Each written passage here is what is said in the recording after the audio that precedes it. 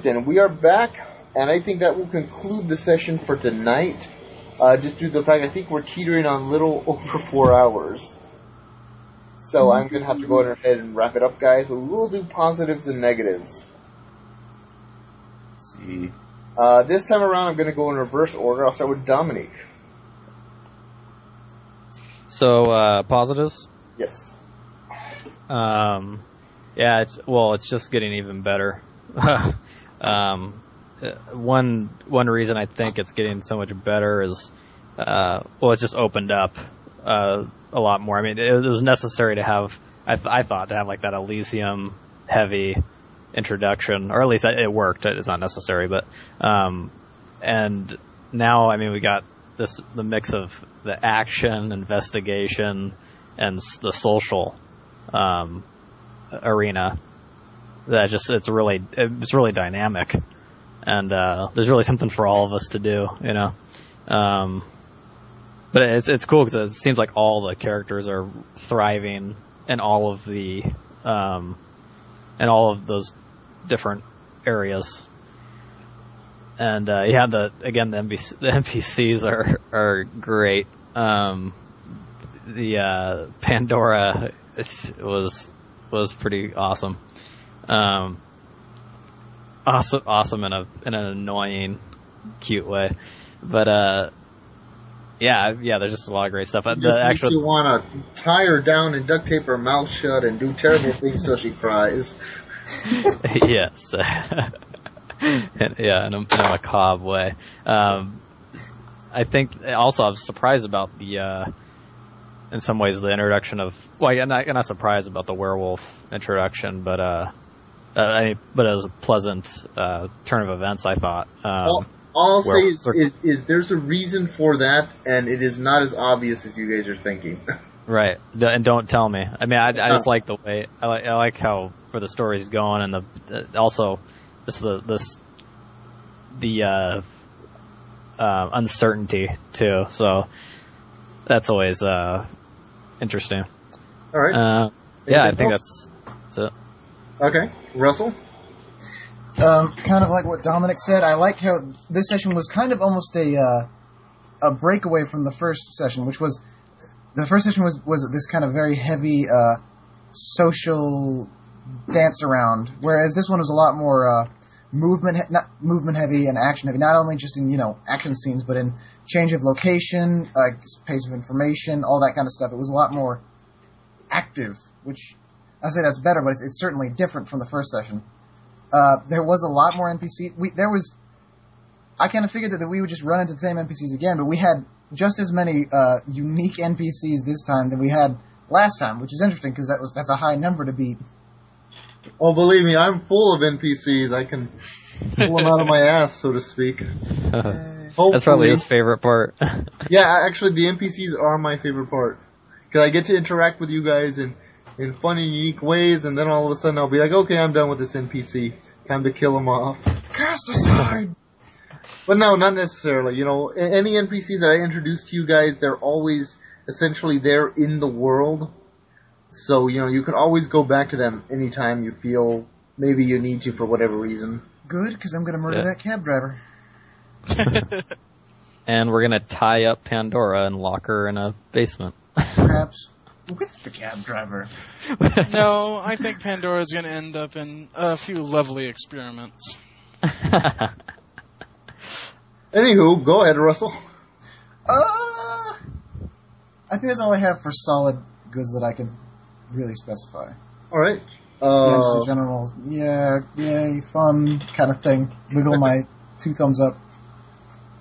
All right. Henry? Positives? Let's see. Everything. I just love it. I love it. I love it all. I think now, it just may be my ego, but I think it's my ego. I really enjoyed how a lot of this kind of centered on my characters, just, investigative skills and, badassery, but, at the same time, I felt a little guilty, so I was glad when you kept bringing up the fact that, Trent has some shit going on around him that's going to make him a key player in all the events. So I know that while my moment is shining right now, I'm not going to hog it all, and that makes me happy. That's a positive. All right. Anything else? I like the fact that you're not really providing any answers, only more questions. I mean, like, shit. Like, I'm really good at this investigation stuff, and you just keep throwing more and more red herrings and loops and stuff. Okay, well, on that note, I would like to throw out, hopefully you guys don't feel too lost, because I have had players in the past tell me they don't know what the fuck is going on, because I'm throwing them, like, too many hooks. I mean, okay, essentially... That's no excuse. No, well, essentially any path you go down is going to be the right one. They're just different paths to get to the final destination, if that makes any sense. Yes. If we ever get too lost, we'll just start shooting people, and that will solve our issues. But yeah, I just wanted to let you know, if it feels like I'm becoming too, like, throwing too many out there, it would just say, okay, let's pull it back some, and, I can go from there. But anywho, go ahead. I'm still really interested to see how this is all going to connect, because, like, Lucia has this whole big theory about, like, just what the fuck is going to happen. Just, like, she thinks Trent's blood is that because, he was going to be a werewolf until they embraced him. And, he's from a family of werewolves. And, she's setting his eye up to experiment on him, too. And just like she wants to know, is this rising storm, like, from the nomads, effect that they're going to have the werewolves rebel? Or is it going to be a war between werewolves and vampires? Or... Most of all, she wants to figure this out so she knows just where to hide. Just where to hide. Anywho. Germany. Alright, anything else? Yeah, she wears jack boots, right? Yeah. Anything else positive side? I got a boots. ghoul. I like getting ghouls. This is going to be awesome. Actually, the ghoul is cool. I don't want to mention that in my good, actually. I really liked how you handled the feeding thing. I know how I would have done it a lot more mechanically or stifled. It would have been a kind of yes, you go feed or whatever. But you handled it very masterfully, sir.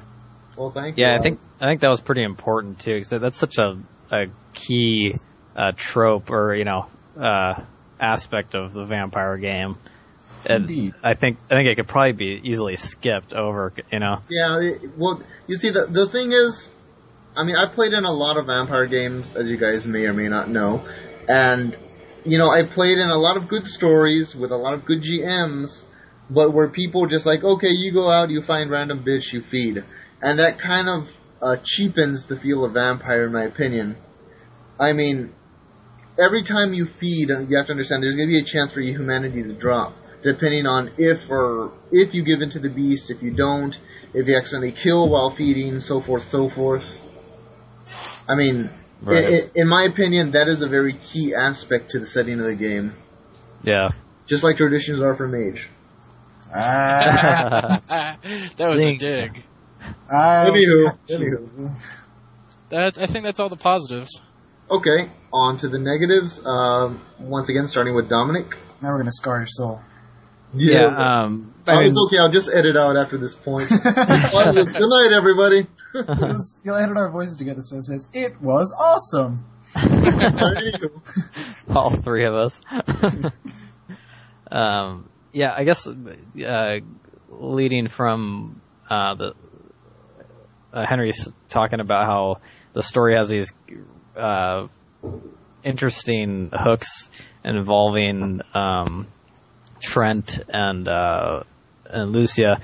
I feel like, I think there is some happening with Charles in terms of like the work, like dealing with the political environment in the van with the Mm-hmm. coming by and his interaction with that. But I guess I would kind of like to see how that would play out. Would play out too a little. But I mean, this is only the second session, so you can only do so much. But yeah. I was just hoping that all I can say is that has relevance to what's going on, but it's like it's like that's pan left, and right now you guys are panned right. Yeah, I think that's part of the. Well, because the way that I like to run my games, and I hope this is conveyed well, is that my game or my world is a very living, breathing thing. Meaning, if you're off investigating something somewhere else is going to happen, and it might affect you, it might not affect you. More than likely, just like in Russell's case, when he was there talking to Red Scarlet in the first game, something happened. Is that affecting what's going on? Is that a key element? Right. Maybe it is, maybe it's not. You guys need to look into that, should that be an area you want to look into. Right. Yeah, I mean, no, sorry, keep going. Yeah, no, I mean, there's no negatives, that I can think of. I mean, it's been a lot of fun. Alright. Mr. Russell? I guess something along the lines of what Master Dominic again was saying is that I did kind of feel not mad, but a little disappointed that we didn't actually get to go back to investigate a little more into some of the original things that came up in the first session. I kind of wanted to figure out all the stuff from the first session a little bit more before we kind of jumped on all the new stuff that showed up on this one. But, right. Yeah. More like the. Yeah. Like who the. Go ahead. Like I was going to say, are you saying like more about like the warehouse intrigue and all the not even just the warehouse, but like who the nomad was, and what the heck is going on with this? That everyone keeps mentioning this sheep and shepherd reference, and the link between the fact that the matriarch and the prince is Lucia Sanctum, and it's definitely more of like the political level, and I guess. I don't know. I guess there's a way. I mean, we could still tie that into what. I mean, because now we're, like he said, we're panning left. Yeah, we're going towards following the werewolf. Well, yeah. You guys are flowing your own direction. The stuff that's going on is still going on. Actually, at one point, I thought you guys were gonna go back and go talk to the nomad that they currently have under wraps. I want her so bad. She's so cool. I think. Well, at one point, I think it was you, Russell. You're like, okay, I know what to do now. I was like, okay, Russell, this is what Russell's gonna do. And then all of a sudden, you went the opposite direction. I was like, well then, just walk away.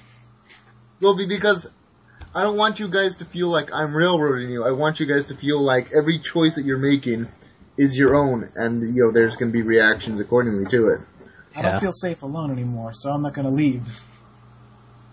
I'll get run over, eaten by something. Mm-hmm. Oh yeah, because hey, there's someone knocking on the door, and we're in the middle of a crime scene. I thought it was a normal cop. I can hypnotize, mesmerize, and make them forget things. I'm a vampire, not a normal street. The only thing I will point out to you is keep in mind what people have told you about Jillian and the fact that she has ties to the cops and other areas that she polices. Right. So, if she is in such position of power, maybe she is in a position of power where she can set up certain key agents to investigate things that she might feel would be too risky to send someone important after. In other words, she might have sent in her attack dog to sniff out the situation before going in herself. Attack wolf. Yeah, I think in some ways we should utilize Charles's political abilities more. Out of character, I'm saying it might be like a wiser way to approach even maybe the werewolf thing is to go top down rather than going like guns blazing into. I don't even have guns. Yeah, actually, Charles does have a gun. Remember, I do have a. I was going to ask you, if I held on to that. I assumed you did because you never said Excellent. you dropped it. When did you get the gun? From in the when bar? it was thrown at him. Remember that? Oh, the cop. Oh, yeah. Remember, he told the cop, "Give me your gun," and he's like, "You want it? Fine." Roar. And then I roadrunnered out of there. And that's when the Benny Hill music started playing. Anywho, anything else, Russell? Nope. Okay. Henry? Negatives? Negatives. Where to start? Oh, no. Where to begin? It's actually going to tie right back into my positive. Okay. I got it. Cool. I'm very disappointed that I got it cool. I hate L.A. Noire. No, I think the negative is maybe there was a little too much attention focused on me, and it could just because I'm a bleeding heart and I like everyone to have their turn and not feel left out. It's maybe I don't know if it was just because I am good at taking the lead or something, but well, yeah. All I'll say on that topic is for a group dynamic of everybody is really laid back. Which is a good thing, you know. I don't have problems in this group with everybody like, well, I want to do this. No, I want to do this. But in response to that, you know, just because Henry throws something out, you know, it might be a good idea, but that doesn't mean you guys necessarily have to just go along with it just for the sake of going along with it. He might be wrong, or she might be wrong, as the case may be. Yeah, guys, don't be afraid to be like, no! Or, I really don't agree with that, Miss Cole. Now I'm gonna stake you, and we're gonna do my way. Yeah, in some ways I see Charles doing that more readily. Staking her? Yes. But, I mean, just the outright, disagreements. Yeah, I think that'd actually be an interesting way to develop their relationship, or lack thereof. I mean, just like the sort of conflicting leadership, you know. Mm-hmm. Because they're both thinkers and leaders, but like in their own way, you know. Mm-hmm. So yeah, that's cool. That's good insight. All right. Anything else, Henry? I'm sorry. As a negative wise, not really. Okay, that's good. What about anything in general? Any questions, comments, concerns from anybody? Going back to the. Actually, I do have one more thing. Going back to the, too many turns and plot hooks. Mm-hmm. I am kind of feeling that maybe too many just for the start of what we're doing. Okay, I'll try to scale it back a bit. I will just keep with what is already out there, and we will go from there, or at least the best we can. Well, I don't mean stop with the plot hooks. I just mean like. No. I don't mean I'm going to stop with the plot hooks. What I mean is I'm going to try to expand more on what's already there instead of trying to get you to go down my various areas of expertise. Although I'm not opposed to them being strategically injected. So we have in some ways that'd make the world seem even more alive. There's all these other things going on that we're getting snippets about. If you do have them in mind, I'm not opposed to that. I mean, because I think we can.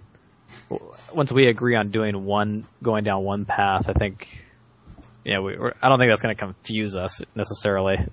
Maybe it would, but I think I don't know. I kind of like the plethora of stuff, but yeah. Cornucopia. All right. Anything else? No, I think that's it. Oh, actually. Yes. Experience? I was waiting for that's what I was for experience. Because Yeah. nobody I just asked remembered last it. time. Yeah, because I was just thinking how useful Majesty would be, but... See, I wasn't going to ask about experience until we actually successfully closed a hook. Completed a chapter in the Chronicle? Usually what I do is I give out experience at the end of each session. Oh, okay. Yeah, it's just... I think first session I did not give you experience because I forgot and nobody asked. So I was like, cool, nobody needs experience. I'm actually okay with just getting experience this round. But I mean, were you planning on giving us experience for last time too? Yeah, basically I'm going to roll a chance dice. Whatever the number rolls up, I will go ahead and double that. So 1 times 1 is 1. I kind of had the idea that like experience rewards should be done like a reward show. Yeah, usually that is what I would do. But just seeing as how I do owe you guys quite a bit from last session and this session. I kind of got the idea of thinking about what's it called? Mario Party. Like how like at the end of the game, Freaking stars. Like, yeah, it's just like award I hate stuff. that. You failed the most. Have a star. You have the most purple hat. Have a star. So, can we, in terms of spending points, can we only spend points on abilities and that's actually a good thing. You brought that up. The way that I allow you to spend experience is in areas that must make sense. For example, Dominic, you did nothing with medicine, so if you suddenly gained a point of medicine, I would say, how? He has a dream. Has a dream, and in that dream, he's a doctor. He's grabbing peels. I will be a great doctor. Peels here. Peels. So yeah, as long as it makes sense, like let's say Miss Lucia's case, for example, she gained a point of athletics, or she wanted to gain a point of athletics because of all the running she did. In high heels, nonetheless. They're roof heels. Actually, I automatically know what is leveling up. And anyway, her resources to buy better shoes. Get some Nikes. I was just so disappointed that Lucia doesn't wear high heels. She's not a girly girl. She's a not freaking tramp. Yeah, she's like the archaeologist in her. She's like freaking vampire Indiana Jones with tits. Yeah. No whip though. A little disappointing. Oh, no Gotta whip. invest in that. No whip.